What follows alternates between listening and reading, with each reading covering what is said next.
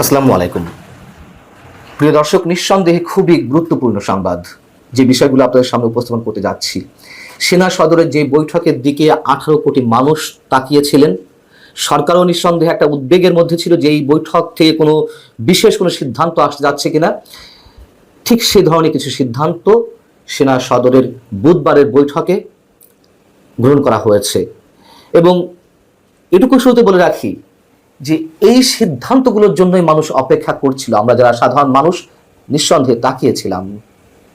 সরকারের যে নানান ধরনের বিতর্কিত পদক্ষেপ, নির্বাচনকে কেন্দ্র করে, আইন শৃঙ্খলা পরিস্থিতিকে কেন্দ্র করে, রাজনীতিকে কেন্দ্র করে মানুষ অন্ধকারের মধ্যে রয়েছে, সেই বক্তব্যগুলোই উঠে এসেছে বুধবারে সেনা সদরের বৈঠকে। সেনা প্রধানের নেতৃত্বে ঊর্ধ্বতন সামরিক কর্মকর্তাদের সমন্বয়ে যে বৈঠকটি অনুষ্ঠিত হলো, তাতে সেনা প্রধান সহ আরও কোনো ঊর্ধ্বতন কর্মকর্তা তাদের বক্তব্যে বাংলাদেশের 18 কোটি মানুষের যে চাওয়া সেটির প্রতিফলন ঘটিয়েছেন। সেনাপ্রধান স্পষ্ট করে বলেছেন যে সিদ্ধান্তগুলো নেওয়া হয়েছে বা যে বক্তব্যগুলো এসেছে, আমি আপনাদের সামনে সেগুলো একে বলছি। আমি আমার বিশ্বস্ত সূত্রের মাধ্যমে যেগুলো জানতে পেরেছি এবং আনডাউটেডলি বলা যায় যে এগুলোই হয়েছে। সেনাপ্রধান বলছেন যে বাংলাদেশের ভূমি ব্যবহার করে কারোর বিশেষ স্বার্থ উদ্ধারের জন্য কোনো ধরনের কোনো করিডোর দিতে দেয়া হবে না। এ ধরনের কথা তিনি বলেছেন যে জাতিকে অন্ধকারে রেখে বা রাষ্ট্র পরিচালনায় যে অক্সিলিয়ারি ফোর্সগুলো রয়েছে, গুরুত্বপূর্ণ স্টেক হোল্ডার হিসেবে যারা রয়েছেন, রাষ্ট্রীয় বিভিন্ন সংস্থা বা সেনাবাহিনীর মতন যেই বাহিনীগুলো, তাদেরকে অন্ধকারে রেখে সরকার বিভিন্ন ধরনের সিদ্ধান্ত নিচ্ছে। সেনাপ্রধান যে কথাগুলো বলেছেন তার মধ্যে আরেকটি হচ্ছে, দেশের জন্য যে কোনো গুরুত্বপূর্ণ সিদ্ধান্ত নিতে হবে নির্বাচিত সরকারকে। কোনো অনির্বাচিত সরকার কোনো ধরনের গুরুত্বপূর্ণ সিদ্ধান্ত গ্রহণ করতে পারে না। এবং নির্বাচন বিষয়ে যেটি বলা হয়েছে, বরাবরই তিনি যেটি বলে আসছেন, সবসময় তিনি তার কথাতে অবিচল আছেন। তিনি বলেছেন যে অবশ্যই 2025-এর ডিসেম্বরের মধ্যে নির্বাচন হতে হবে। সেখানে উপস্থিত ঊর্ধ্বতন এক সামরিক কর্মকর্তা, একজন কমান্ডিং অফিসার, এই মন্তব্য করেছেন যে আমাদের যে মহান মুক্তিযুদ্ধ এবং আমাদের জাতীয় গৌরবকে আর কাউকে এতটুকু স্পর্শ করতে দেওয়া হবে না। খুবই টাচি একটা বক্তব্য। মব সন্ত্রাস সম্পর্কেও সেখানে বলা হয়েছে, সিদ্ধান্ত নেওয়া হয়েছে আর কোনো ধরনের মব সন্ত্রাসকে প্রশ্রয় দেবে না সেনাবাহিনী।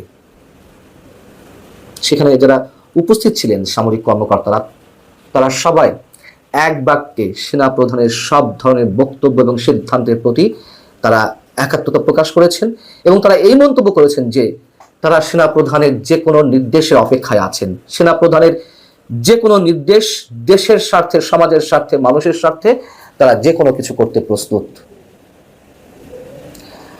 প্রিয় দর্শক, নিশ্চয়ই আমরা প্রত্যেকেই সেনাবাহিনীর এই যে অবস্থান, সেই অবস্থানের জন্য অপেক্ষায় ছিলাম।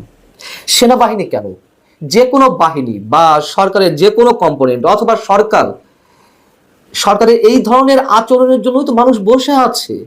যে একটা গণঅভ্যুত্থান হলো, সেই গণঅভ্যুত্থানের চাওয়া তো এগুলোই ছিল। এবং সংস্কার বলে যেগুলো ঘটনা হচ্ছে, যে টাইম পাস করা হচ্ছে, এগুলো মানুষের সামনে একেবারে স্পষ্ট হয়ে গেছে, কোনো সংস্কার হবে না। এগুলো মূলা ঝুলিয়ে রাখা হয়েছে মানুষের সামনে। মব সন্ত্রাস কেন সেনাবাহিনী বন্ধ করতে পারছে না, বিশেষ কোনো ব্যবস্থা নিতে পারছে না? কেন আমাদের মুক্তিযুদ্ধের উপরে একের পর এক যে আঘাত আসছে, মুক্তিযুদ্ধের স্মৃতিচিহ্নগুলো যে ধ্বংস করা হচ্ছে প্রত্যক্ষ এবং পরোক্ষ কোনো বিশেষ গোষ্ঠীর সহযোগিতায়, সেগুলোর বিরুদ্ধে কেন সেনাবাহিনী কোনো অ্যাকশন নিচ্ছে না?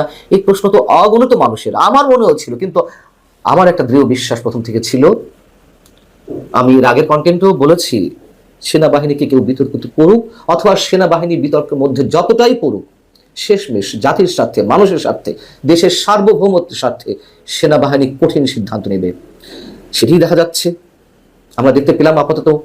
এবং আমরা নিশ্চয়ই অপেক্ষায় থাকবো যে এই সিদ্ধান্তগুলো কিভাবে বাস্তবায়ন হয়। এবং আমরা আশা করব সরকারকে, যারা সরকারের একটি বিশেষ অংশ,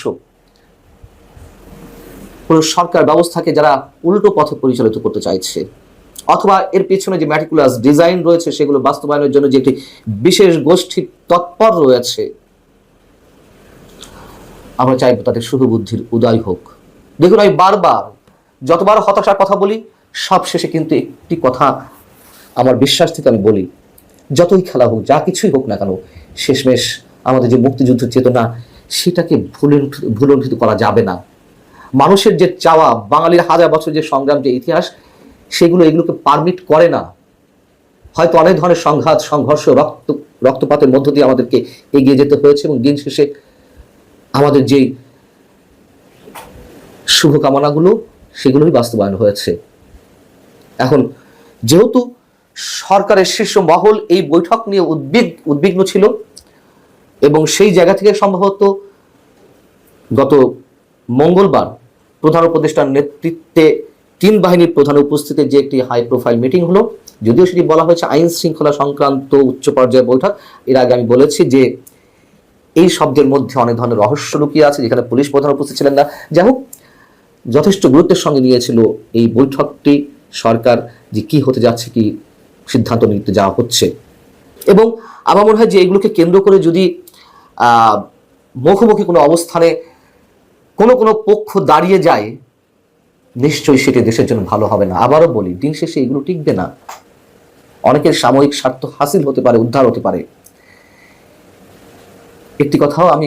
আরেকটি কথাও সবসময় বলি যে এদেশের মানুষের ভাগ্য নির্ধারণের ক্ষমতা এখনো মানুষের হাতে এসে পৌঁছায়নি। এখনো বিদেশি শক্তিগুলোর হাতে সেই ভাগ্য বন্দী হয়ে আছে। কিন্তু তারপরেও সত্য কথা, জনগণই শেষ কথা। এই জনগণকে কাজে লাগিয়েই বিদেশি শক্তিগুলো সবকিছু হাসিল করার চেষ্টা করে। জনগণ যদি আবার সত্যি সত্যি আত্মোপলব্ধির জায়গা থেকে ঘুরে দাঁড়ায়, কেউ কিছু করতে পারবে না। স্যালুট সেনা প্রধানকে, স্যালুট সেনাবাহিনীকে। দেশের যে কোনো দুর্যোগে যেভাবে মানুষের পাশে এসে দাঁড়ায়, তাতে অবশ্যই অভিবাদন জানাতে চাই আমরা তাদেরকে। আল্লাহ হাফিজ, ভালো থাকুন সবাই।